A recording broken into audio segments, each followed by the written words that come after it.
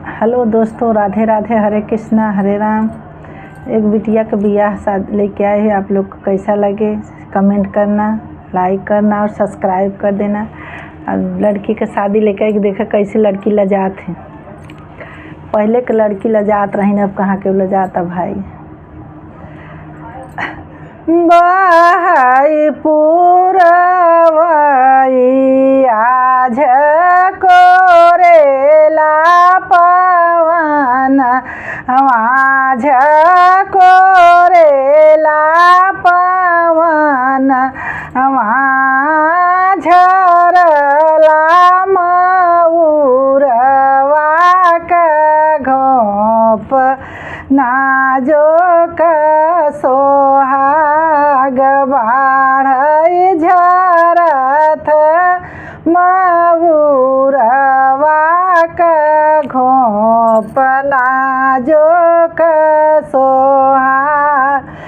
अरे बाहर बाटियों के भीतर कवानी देई लोकाहु, मऊरवा का घोप, नाजुक सोहाग बाढ़ई झरही, मऊरवा का घोप, नाजुक सोहाग बाढ़ लोकाहु, मऊरवा का घोप, नाजुक सोहाग।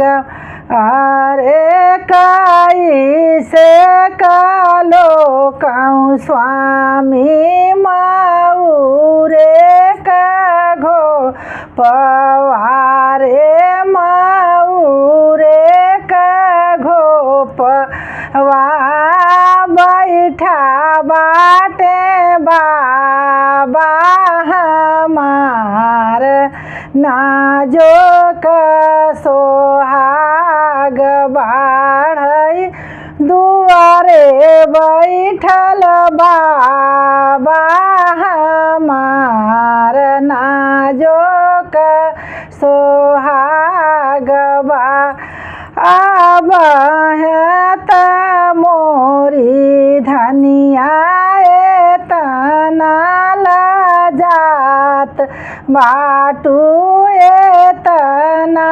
शरमात, बाटू कैसे बैठऊ बगले हमार, नाजुक सोहाग बाढ़ई कैसे बैठऊ बगले हमार, नाजुक सोहाग।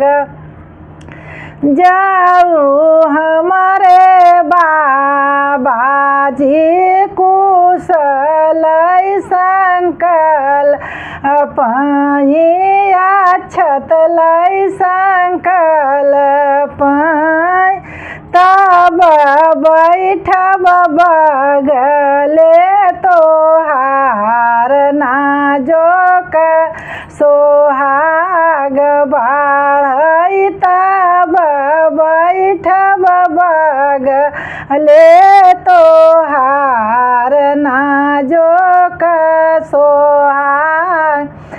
अरे बहाई पुरवाई आज कोरला पवन, माझरला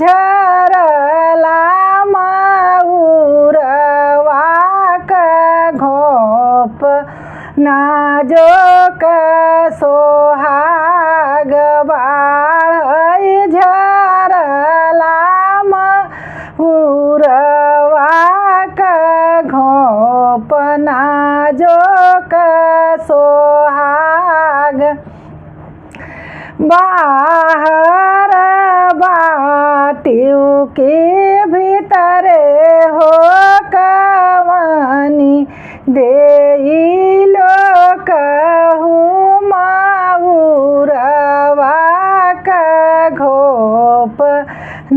नाजुक सोहाग बा कैसे कालो की स्वामी माऊरे का घोप वायर दुआरा बैठल चाचा हमार नाजुक सोहाग बाढ़ई दुआरे बैठल चाचा हमार नाजुक सोहाग बा अब